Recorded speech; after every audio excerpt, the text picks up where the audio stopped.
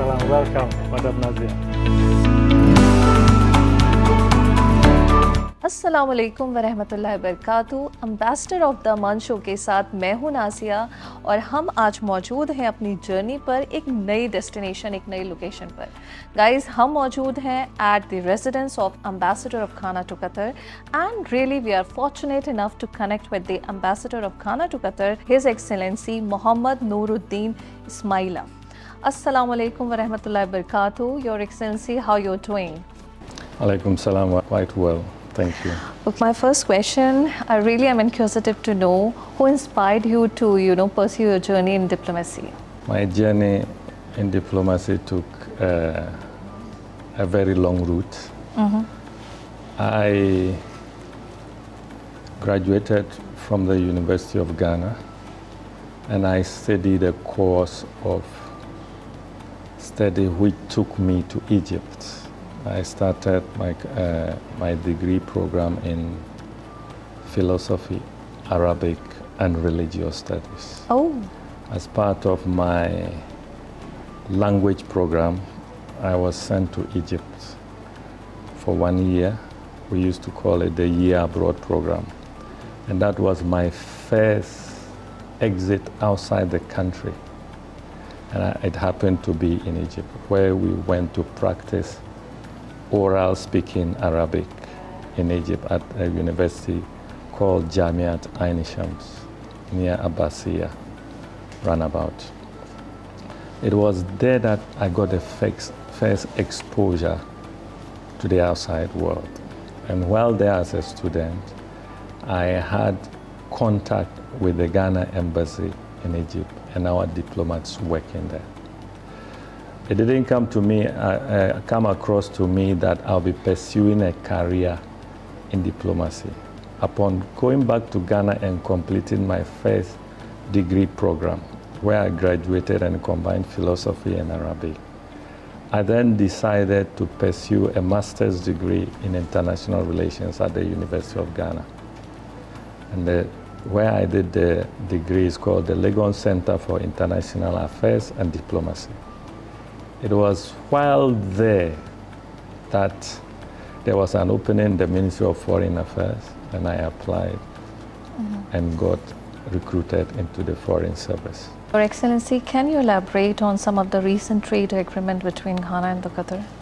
Since my assumption of duty, I have accompanied a trade delegation from the Qatar Investment Authority, which was led by Sheikh Faisal, to Ghana to explore opportunities for investment in certain key areas in Ghana. We identified 3 key areas for investment, which we have not yet announced because we have not yet finalized those agreements. An initial memorandum of understanding was signed between Ghana and Qatar in one area, and we are looking at 2 other areas. Great. Okay, as we all are aware of the political turmoil which is going around globally, so how do you see the role of African countries and especially the Republic of Ghana in order to stabilize and normalize things? Ghana's foreign policy is anchored on certain key areas. Our foreign policy is quite similar to the extent with Qatar. We have seen Qatar's role in the settlement of international disputes through diplomacy and peaceful means. And one of the cardinal principles of Ghana's foreign policy is the resolution of international conflicts through peaceful means. And I see synergies between Ghana and Qatar. What business opportunities do you see for the Qatari investors, especially in the field of agriculture, technology, and infrastructure?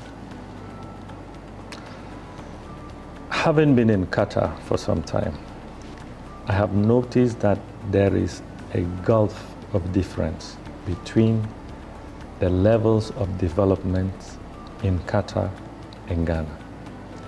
I see Qatar advance in, for example, information technology. They have leveraged information technology in all sectors of the economy.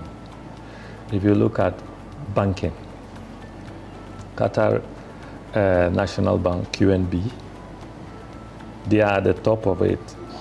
And the last economic forum, Qatar told us about their development trajectory, how they got to where they are. They started by developing world-class institutions, i.e. the Qatar Airways, Qatar National Bank, Qatar Education City. Then they tested it by hosting a global event, and they all performed to perfection. They developed infrastructure, hotels, roads, and the transport network.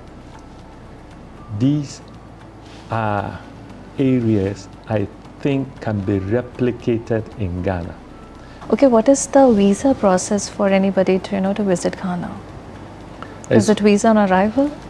No, we issue visas at the Ghana embassy, but there's also a visa on arrival policy for would-be tourists where Ghana has no diplomatic missions, to be able to apply for visa upon arrival to visit Ghana. So what role does Ghana play, in shaping the African labor policy?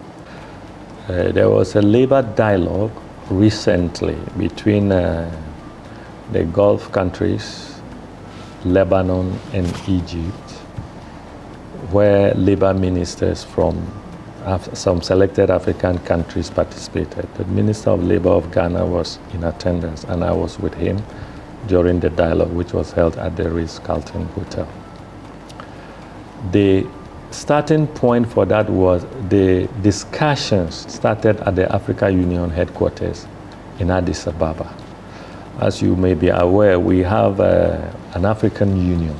So any policy directed at Africa starts from there. In recent times, we have also signed a labor and manpower agreement with the Qatari government for manpower supply to Qatar in areas where such labor is needed. And the agreement sets the framework for the engagement, and we have a technical committee which is in place to look at source for jobs openings here in Qatar and to link those jobs to manpower or recruitment agencies back home, and to streamline the process to ensure that the rights of migrant labor in Qatar are respected. Your Excellency, apart from your diplomatic duties, what activities do you do when you are free?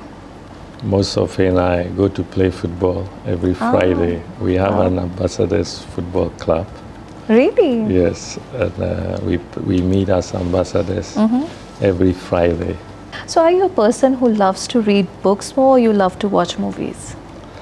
I read books, and my appetite for movies has dwindled over time. But I think books is what I love reading. But somebody was telling me you're fond of watching Bollywood movies.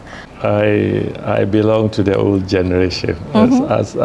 During my youthful time, we had the likes of Amitabh Bachchan, Dramandra, and the Kapoors. And the Kapoors. Yes, the Kapoor. I remember telling Shammi Kapoor, right? Shammi Kapoors. So, Hema Malini and all those.